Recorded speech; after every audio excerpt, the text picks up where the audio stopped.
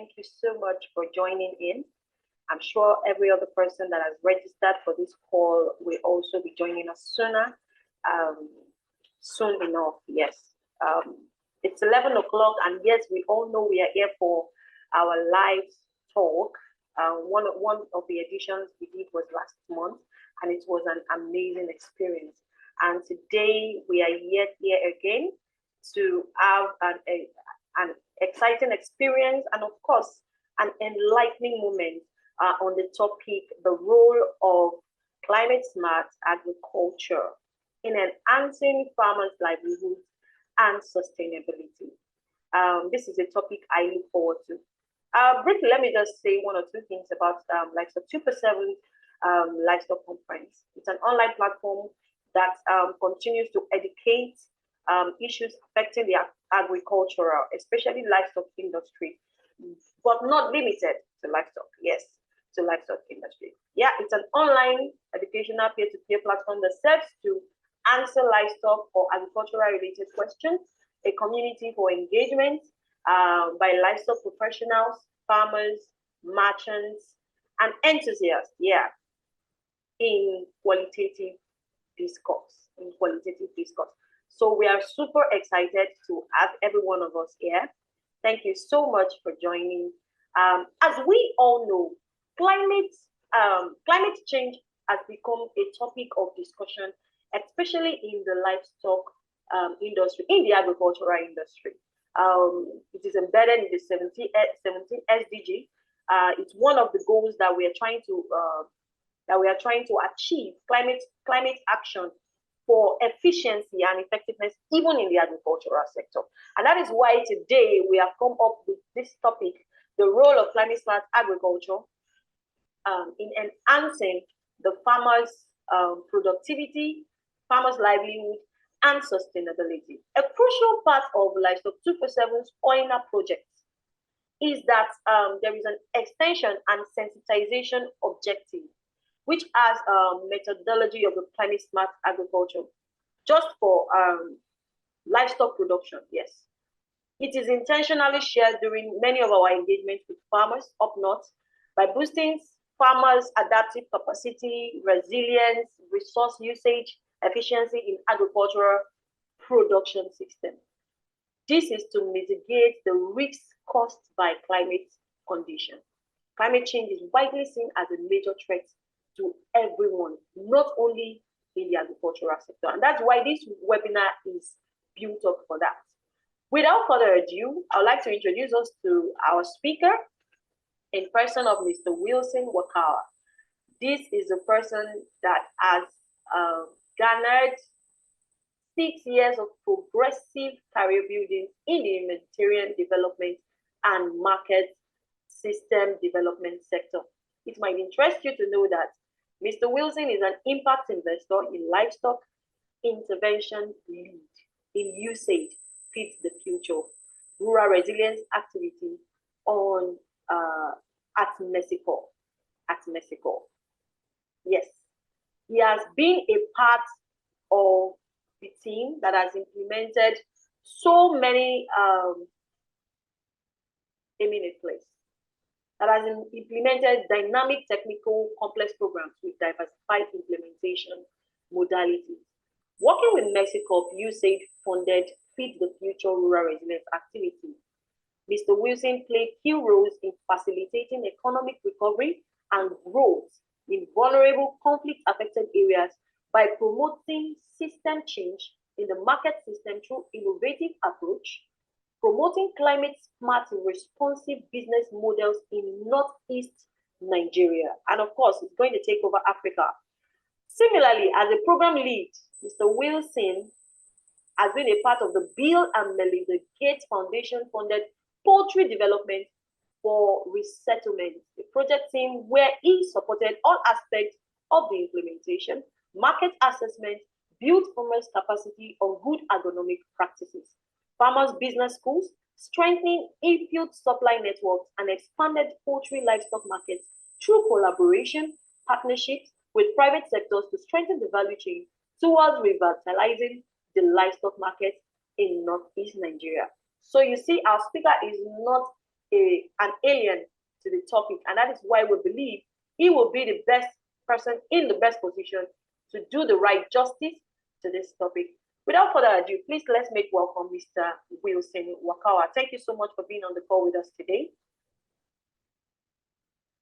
Mr. Wilson. Yeah, so thank you. Yeah, thank you so much, Deborah, for the wonderful introduction. Yeah, and I'm so excited to be part of this initiative.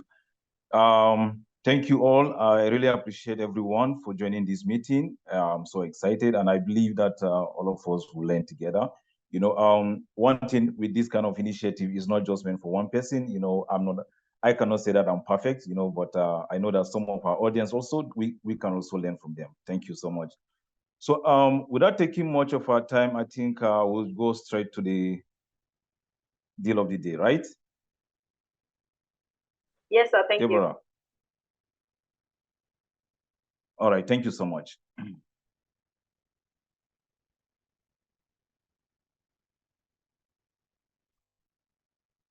So permit me to share my screen.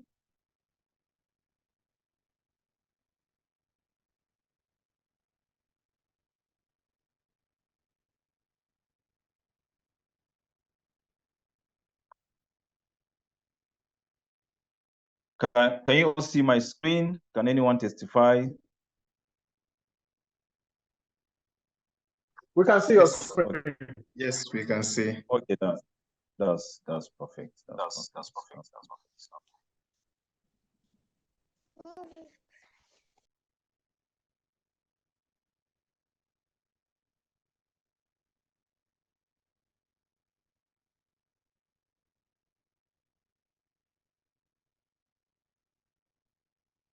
Okay, that's great. So just like Deborah introduced, you know, this is just a brief about me. Yeah.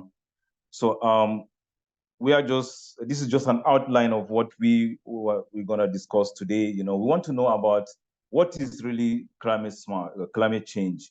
Then what are you know, we cannot talk about climate change without talking about the pillars of climate smart agriculture.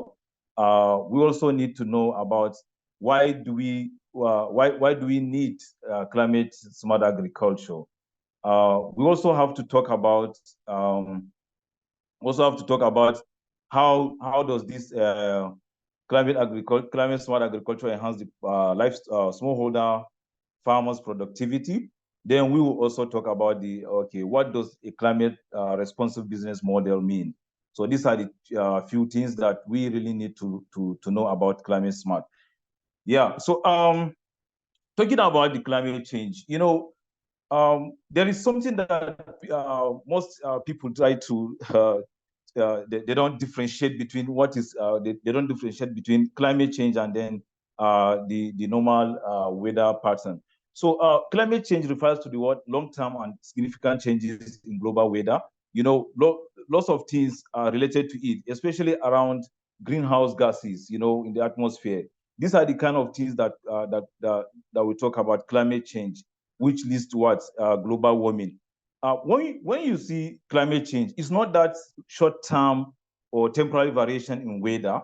You know, sometimes people take for example, let's say today the weather is hot, you know, or today the weather is so cold. So these are not climate change. We are talking about, this is not, that's just a normal weather. So we really want to know, okay, in terms of in terms of causes, what are the things that really cause this climate change?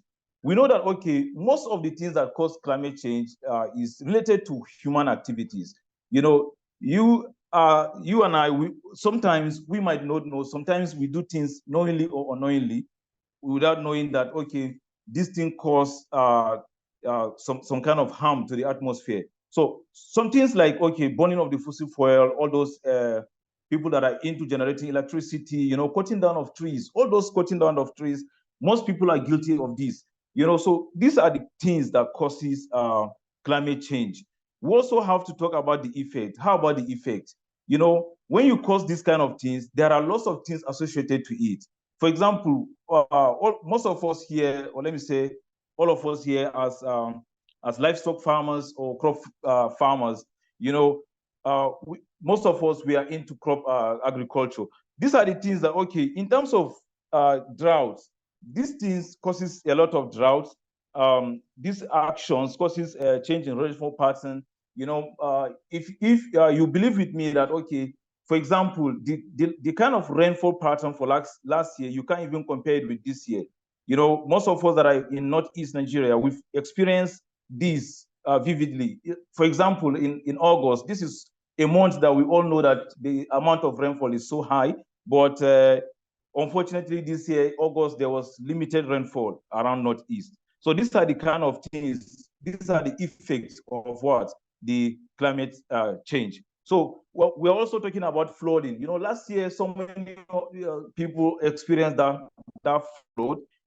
This is as a result of what? Climate change. So another thing we are talking about here is, why do we really need this climate smart agriculture?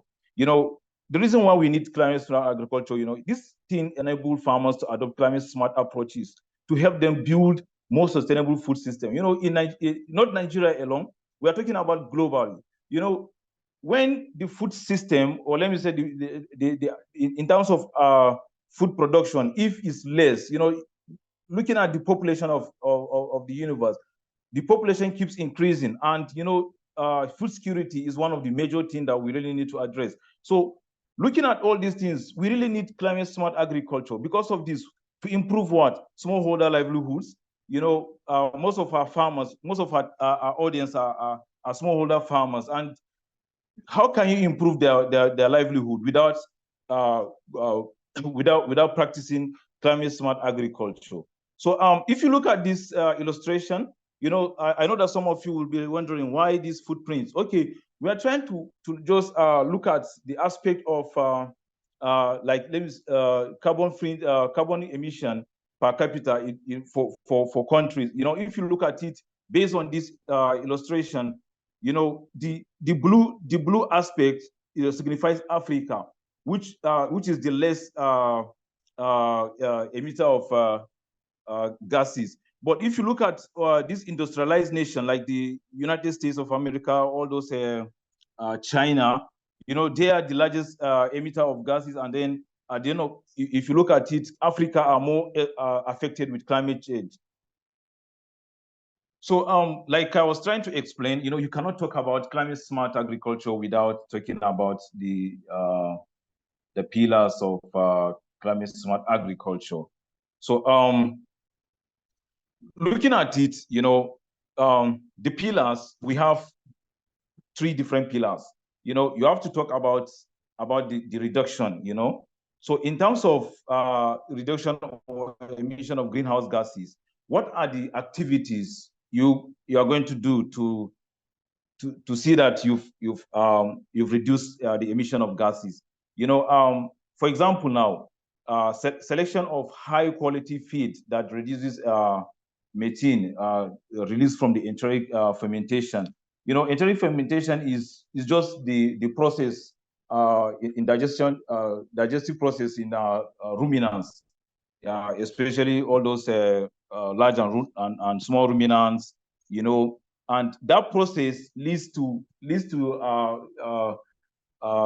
livestock taking so much feed. And in terms of this kind of processes, it leads to what? Overgrazing, right? So all this also affects climate change. So in terms of this, how can you make sure that you reduce this kind of? So that's why we are talking about selection of what? High quality feed.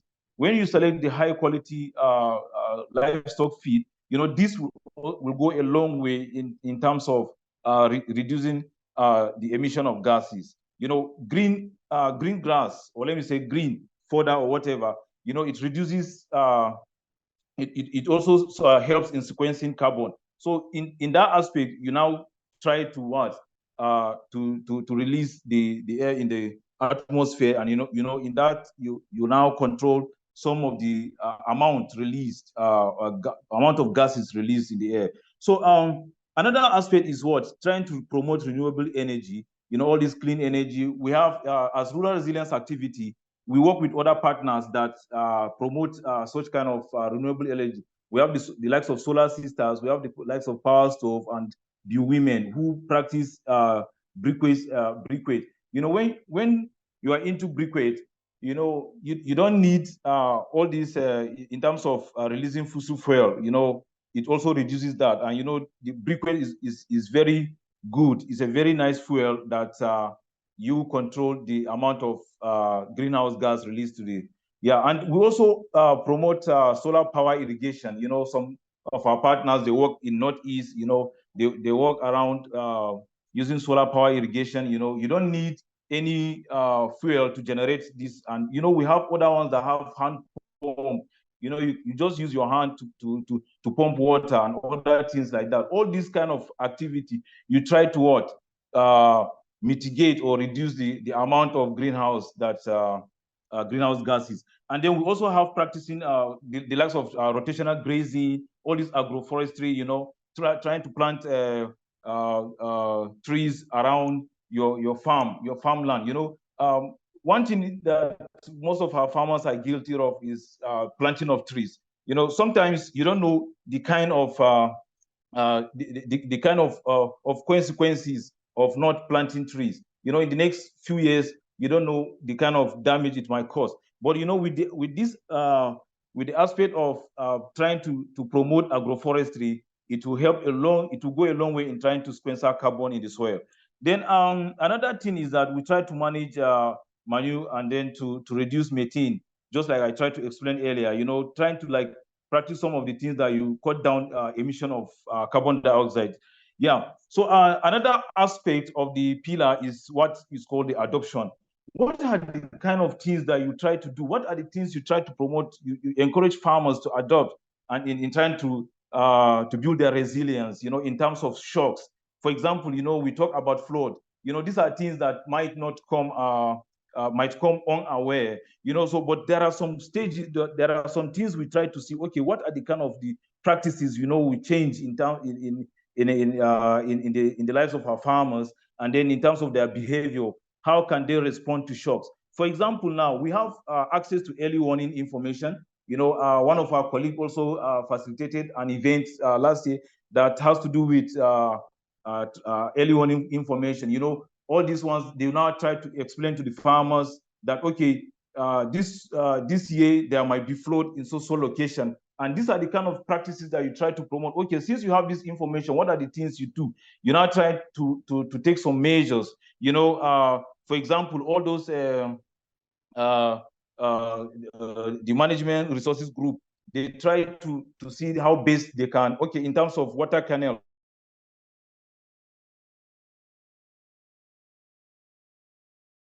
will now provide the channel for water to pass through. Because without having those kind of measures, these are the things that you try to see that, okay, if you didn't take these kind of measures, it will now affect the entire community or so. Then we also try to see how we promote climate resilient supply chain. You know, these are also things that we try to promote. And in that, we see, okay, what are the companies that can promote this? I'll talk about this more earlier, more about this later in the next slide. So, but there is also climate smart livestock production system. We are talking about hydroponics. If you look at this picture, I know that some of you, this is not new to you.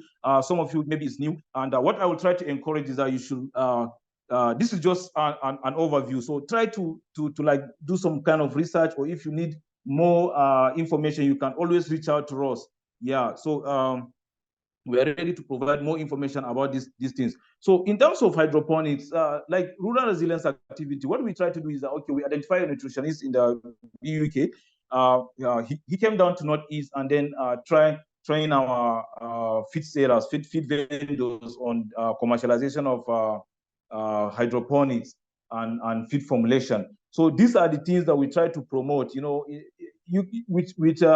with your maize or wheat or anything around, you can just formulate your hydroponics, and you know, try to see that, okay, these are the things that with these are the practices we try to see that these are farmers adopt these kind of practices.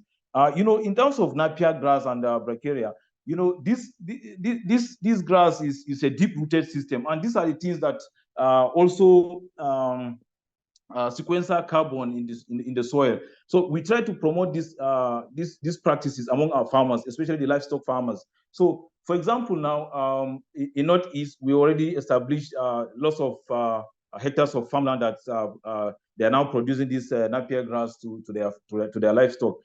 In terms of, let's say, milk production, this napier also helps you with hydroponics. You can have in terms of quantity, milk needs a green fodder. So these are the things, and with this, you also try to control all these kind of conflict around farmer-herder conflict around the region. So you see, this is why we are trying to see, okay, these are the kind of practices farmers need to adopt in terms and among themselves. So I wanted to also talk about BSF, that's the black soldier fly production. This is also a practice that we try to see that farmers adopt to it. And luckily, even in Northeast, we also brought an expert that trained some of our farmers on BSF production. This is something that you can use your waste. Most of these fruit waste and other things like that, you can use it to generate your black soldier larva. So these are the kind of practices, if we encourage our farmers in all areas, you see that, okay, we'll go a long way in trying to reduce the emission of greenhouse gases. So these are the adoption and resilient practices we are trying to encourage in our livestock, among our livestock and crop farmers. Then what of crop and livestock insurance? Most people, they don't really key into livestock insurance, but this is something that we also try to encourage farmers, because with this now you try to see how best, okay, farmers in terms of stocks now, for example, let's say some of our partners that we work with, they encourage our farmers to subscribe to livestock insurance, and in that the farmers now, in terms of flood, most of them, they were able to get some kind of compensation because they've subscribed to the insurance. How about those that did not subscribe? So these are the kind of things we try to, the adoption practices we try to encourage our farmers. So in terms of the other aspect of the pillar, we are talking about sustainably increase productivity and income. How do you increase the farmer's income? You say we now try to explain about the use of certified high-yielding crops. In terms of high-yielding crops, farmers that use traditional crops, you can't compare with those that are using a certified seed. These are the kind of things we try to encourage our farmers. What of drought-resistant varieties? All those things. For example, even this year, around August, that I was trying to explain to you that Northeast experienced a drought. We have the likes of farmers that have adopted the use of improved varieties, and in that, their farmland was looking great even during the drought, and there was no effect around it. So in terms of that means you are trying to see high yield in those aspects, because farmers that did not adopt to these practices, their production will be low. So these are the things we are trying to promote among farmers. Then we are talking about the improved dairy breeds in terms of livestock.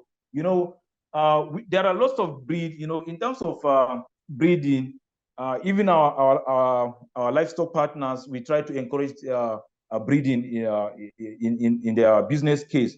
And luckily, there are some partners that we are working with, and they are trying to promote this breeding. Most of our breeds here, they are local breeds. For example, they produce only, let's say, highest 1 or 2 liters per day. That's very low. So, but in terms of trying to promote increased productivity, farmers' productivity, when you crossbreed, in terms of breeding, you are using the improved breeds, hybrids of dairy.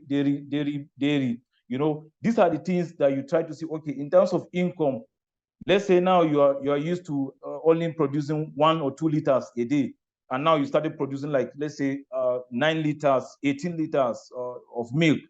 That's income for you. So these are the things we try to promote. We have also livestock with higher feed conversion ratio.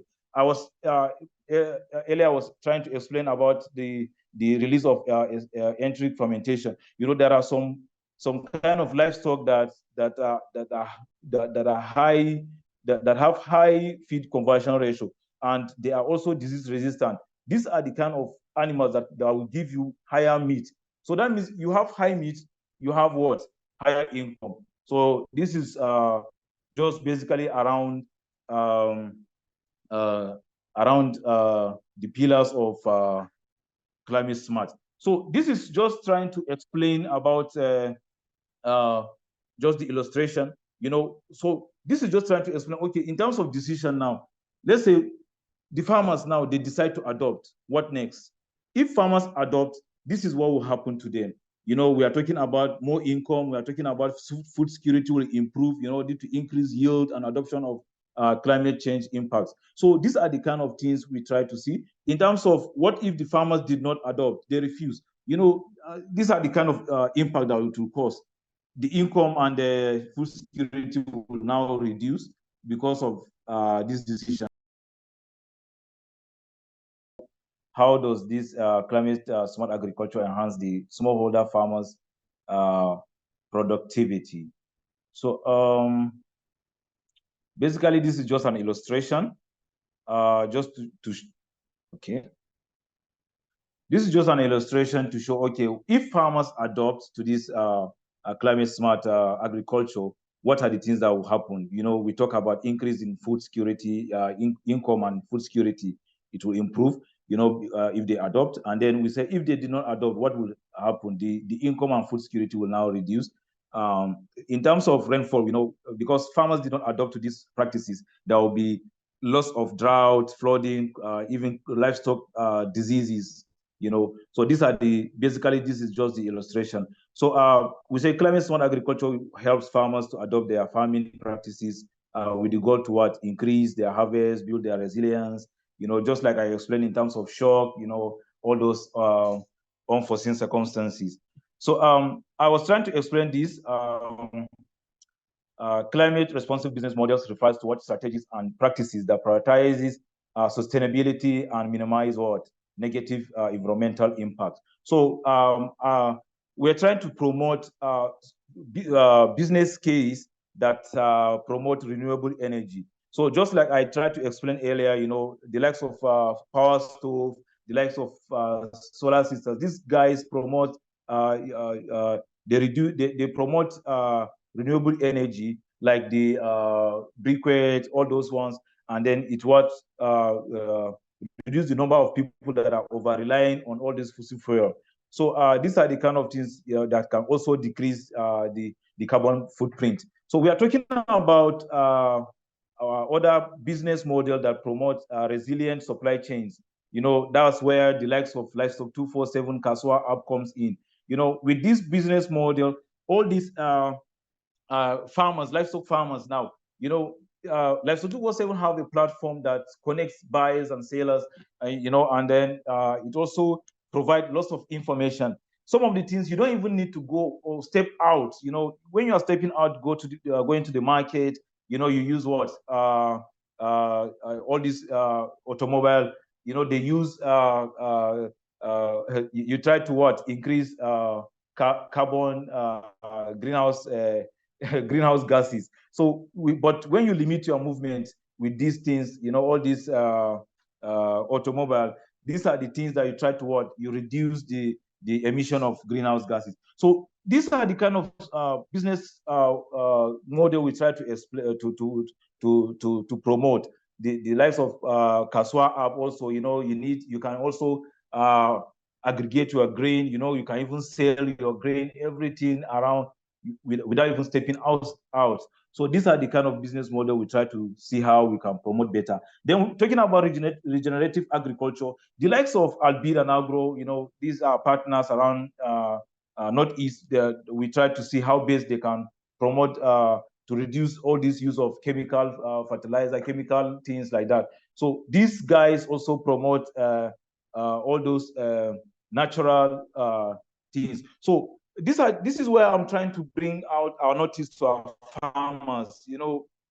Ordinarily, as a livestock farmer, you already have a cow dung. You can also have your own, in terms of composting. You can have compost manure. using the green leaves, you can mix it with the brown. That's the likes of rice hawks and the rest, and then you have all your cow dung. Just how you can just form your composting, compost manure, and then in terms of usage of chemical fertilizer, you've reduced that. Then these are the kind of things we try to promote. These are the business cases, you promote all this kind of regenerative agriculture. Then in terms of digitalization, even the likes of POS, these kind of things, you reduce the number of the amount of paper usage. There are lots of other companies, even the likes of Livestock 247, they, with this their app, you reduce in terms of data. You can now have your data, all your data is digitalized. So there is no way you now start thinking about cutting down of trees to make papers, all those things. We try to minimize those things. Then in terms of carbon pricing, there are lots of things we try to promote. Even this is just a stage that, okay, as an activity, we try to see, okay, we position our farmers for the near future. Even though this market is not too pronounced in Nigeria, or let's say underdeveloped countries or developing countries, but these are the things we try to see. Okay, how can we position our farmers in terms of, most of the farmers, they practice some of the things they practice in terms of reforestation. They try to sequester carbon, but they don't know. But if we can now have companies that can start pricing, paying for these things, all those industrialized nations that are emitting high greenhouse gases, they will now start, if they can pay. These are the kind of things we can try to see how we balance this. So in terms of climate smart agriculture, this is just a business case that step up climate adopted seeds, just like I explained, the use of all those water conservation practices. These are the things, try to plan to promote, and this is just a business case that you promote. Then we have the likes of in terms of let me say, like environmental and social governance. These guys, the likes of like I explained earlier on, the natural resource management groups, they try to reinforce some factors to evaluate the sustainability and ethical impact of companies' operations around investment. These are the kind of steps, these are the kind of business model we try to promote. And this is what we call, this is all about what we prioritize around climate smart business model.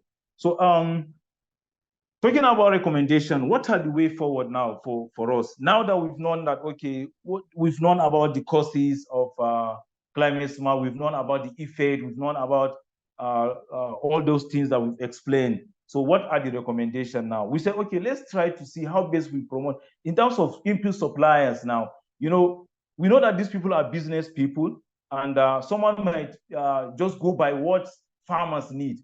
But we have an obligation to educate our farmers. If we can promote all these improved seeds, all these climate smart practices, it will really go a long way. So this is just basically around it. And thank you all for listening. I still apologize also for the network interruptions.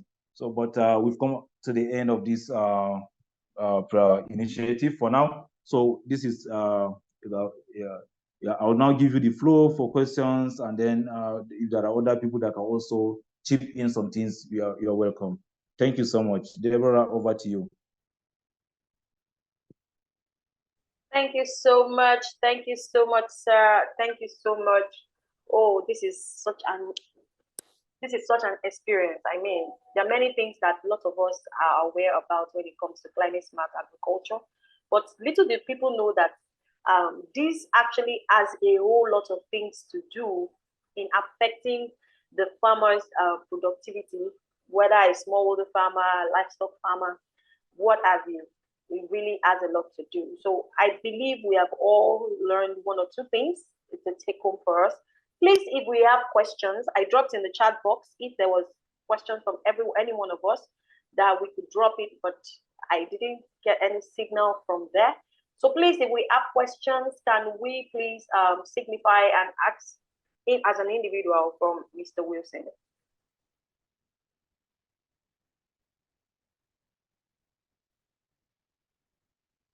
Questions, anyone? Yeah, maybe not a question, but just to chip in, Deborah, from the comment you just made. You know, most people will always think that when you talk about climate smart agriculture, then you are trying to forget about improving productivity and as well as, you know, generally the food security. Simply because in climate smart agriculture, you tend to minimize the use of, you know, bigger equipment, the tractors, you know, to till the ground and those bigger mechanizations, you know. And then people tend to say, oh, you want to improve food security, then you also have to go that mechanization way. But we've seen how, you know, some companies are now becoming innovative to come up with even simpler equipment that will still, you know, carry out those operations that the bigger equipment are still doing and still giving you better results, you know. So there is really no confusion between how climate smart agriculture is contributing to productivity of the farmers as well as food security. Imagine, you know, the situation we find ourselves in last year and even this year when flooding was, you know, take over almost every state. And then every farmer reported that, you know, they had a lesser product at the end of the day compared to other seasons of their cropping. And so, but the issue was people were not informed. The messages were out there, but, you know, people didn't get to get that message at the fingers of their tips until when it happened. And then I may begin to say, oh, we've said it, we said that this is going to happen. And so one key message to all of us is that as much as possible, when we see all these red alerts coming from either NIMET or any of the agencies talking about, you know, climate activities, talking about weather activities in general, I think we all need to put our hands together to act and inform our participants and our farmers, our community members, so that they are well prepared and, you know, they can mitigate, adapt, and basically try to sustain their means of livelihood. Thank you. Thank you so much, Mr. Issa. Mr. Jacob Grace, I see you raise your hand. Yeah. So So, please. good morning. Good morning. Yeah. I joined it, but I was watching a documentary sometimes back in Lipton. Lipton is I use Lipton as a key study. Mr. Jacob, can you hear me? Maybe you can speak a little We louder. can barely hear you. Yes. Okay, can you hear me now? Can you hear me now? Yes, we can. Thank you. So I was watching a documentary sometimes back in I think is it 2 months ago. It's about this lifting industry that is in Kenya. We all take lifting.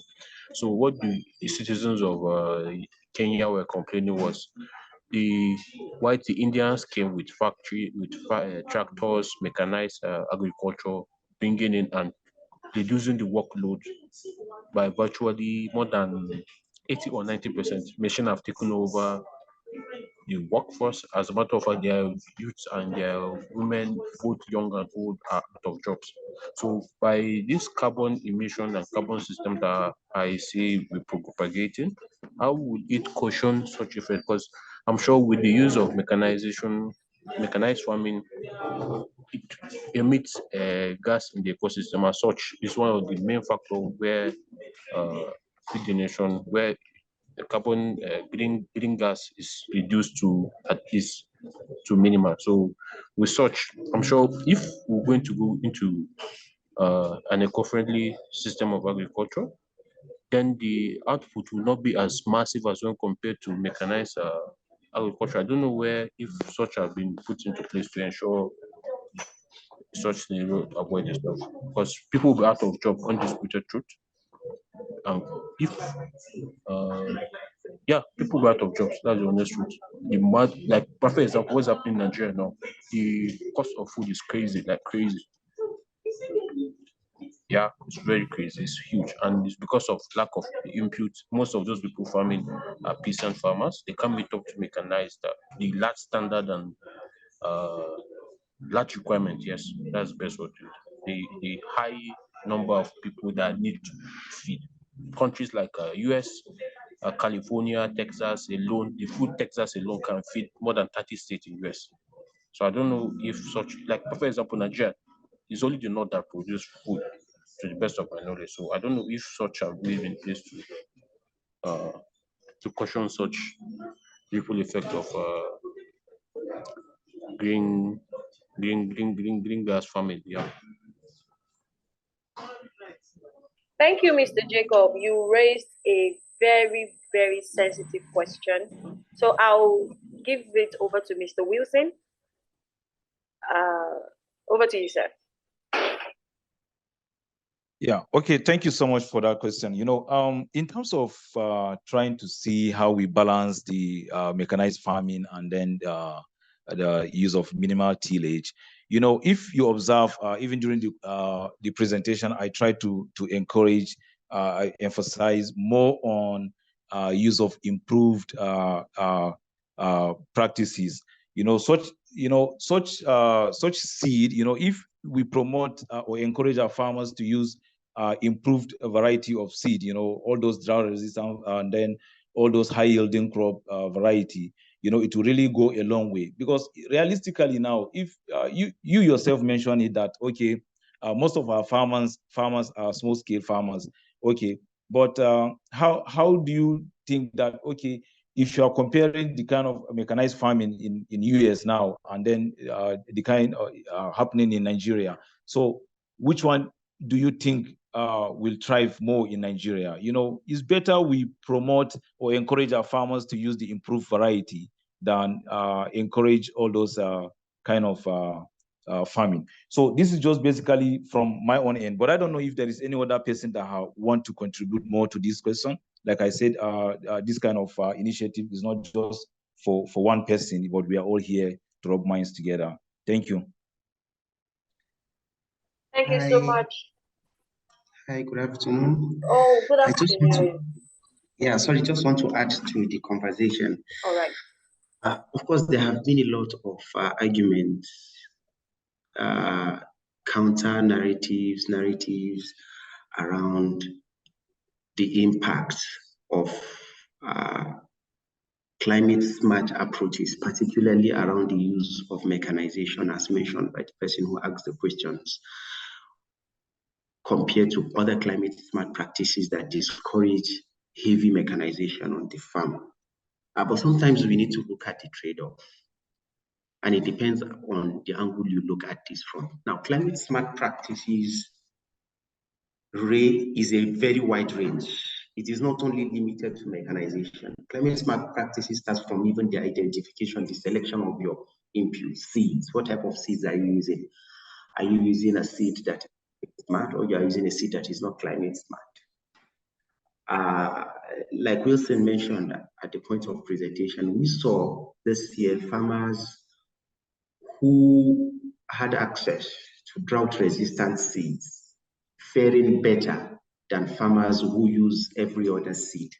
When we had up to 4 weeks of drought, you could see that their own crops were showing no sign of water stress, while the crops of those other farmers that do not have access to some of those climate resilient seeds had their crops already showing a sign of poor performance. And at the end of the day, of course, you expect the yield to be low. If we are to look at all the aspects of climate smart agriculture, you realize that the question of productivity is not properly explored. Climate smart agriculture guarantees productivity by far compared to other practices that are not climate smart. And even in situations where you might have some quick wins for other practices that are not climate smart, maybe from the type of agrochemicals being used, from the type of fertilizers being used, from mechanization, we need to look at the trade-off with sustainability. If you continue with such practices, is it sustainable? I think that is the most important question. How long can you continue to practice, non-climate friendly practices on your farm? For how long? That should be the question. But for climate-friendly practices, you are sure that this practice is sustainable for the next 10, 20, 15, 50 years. You are sure that your land will continue to produce food. But for non-climate-friendly practices, it has a limitation. You get to a point where the productivity and the yield on that farm, on that land will continuously drop. So if we look at this critically and we compare apple to apple, orange to orange, inputs, practices, outputs, yield, extension, and you put climate smart practices side by side, non-climate smart practices, I can assure you and guarantee you that the productivity through climate smart practices is higher. That is one. And then secondly, when it comes to adaptation, we live in an environment where we are prone to a lot of climate shocks, like Wilson mentioned. Look at Lake Chad, for example. Look at the variation we have in rainfall. Last year it was flood.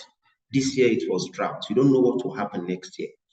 When you adopt climate smart practices, you are better protected compared to other practices that are not climate smart, compared to the use of other inputs that are not climate smart inputs. When any form of climate shock happens, those who are into climate smart practices are better protected. So they have more guarantee of protection compared to the other. So we are looking at it from two angles. One, the productivity aspect. Clearly speaking, it is in favor of those who are into climate smart practices. And secondly, in terms of protection of investment, it won't make sense to invest millions or hundreds or thousands of naira on agricultural production. At the end of the day, the farmer lives without anything. Let me switch to livestock production, for example.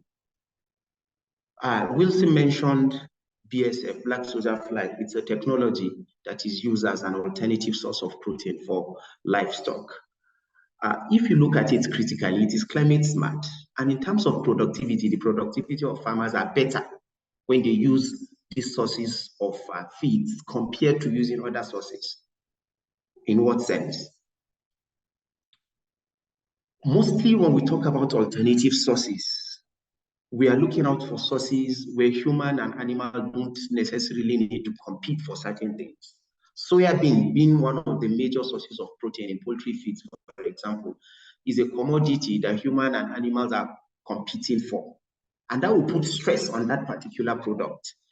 But if you have another alternative source like BSF, black soldier fly, larva, where humans don't consume this, it is only animals. So you see, you are reducing stress and you are leaving soybean for humans to continue to consume. On the climate smart component, it is helping you to take care of waste, because it's the one way you can take care of waste, because this BSF larva, they feed largely on organic waste.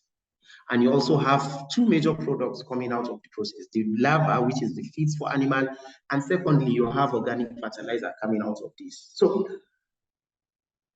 data have shown that the use of BSF larva alone can reduce your cost of feeding in poultry, for example, by 40%.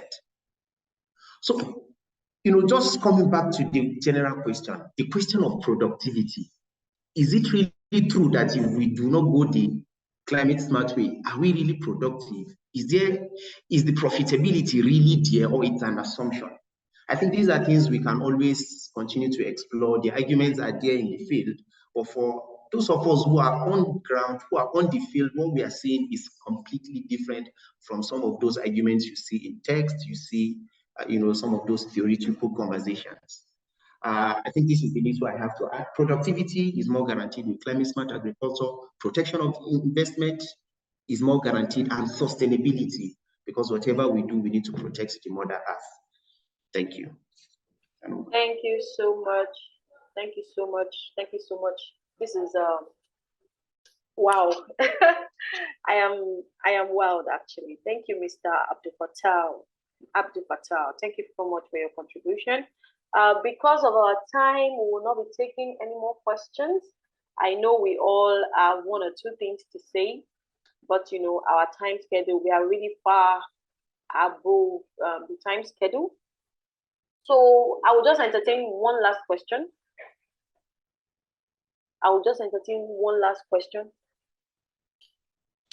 Mr. Wilson, there's a question in the chat box for you. Okay. There's a question in the chat box for you. Okay, can you read it out, I'm please? trying to do that right now. A minute, please. Okay. A minute, please. All right. This question came from, okay, just a user. What laws do you think government can put in place in order to force people from adopting process of climate smart agriculture? What is the role of the government in this? I read again.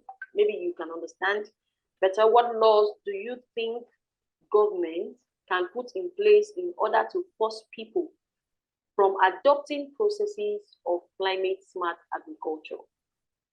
What is okay, thank you very much. Yes, sir. Yeah, thank you very much. You know, these are the kind of things that I think government has already started imposing some of the law. You know, if you look at the aspect of deforestation, you know, in terms of cutting down trees, you know, some states, they already impose some law that you can't even go down to the forest and start cutting down trees. You know, these are some of the laws. And if you look at other laws related to these, you know, for example, use of chemical fertilizer. I think those that are in Northeast, they can testify to that. You know, it's been I think it's almost 2-3 years now is prohibited.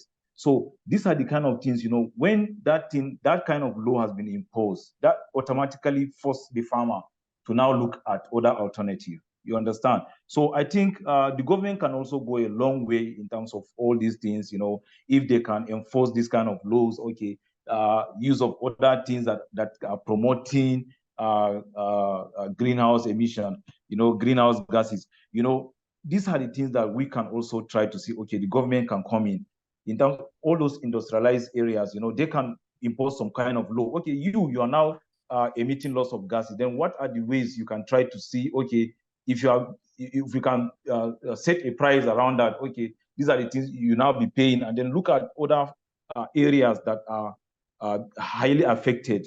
Then you now come in and see, okay, you now this is where the issue of carbon price will come in. I think these are the kind of things that we can really explore. Thank you. Thank you so much, sir. That was so short and concise and very, very witty. Thank you so much. I believe everybody really enjoyed this session. Once again, this is Livestock, an online conference of the Livestock 247, and we are so excited to have you all on this call. Thank you for your contribution. Thank you for listening, Mr. Wilson Wakawa. It's a great pleasure to host you today, and we look forward to other sections with you, whether online or physical. Please note that Livestock is also coming up in December, and we would love to have everybody here to rub minds together and share one or two things concerning the development of the livestock production agriculture sector as a whole. Thank you everyone for joining. Until next time, my name is Deborah and I am for Livestock 247. Thank you, Mr. Wilson, once again.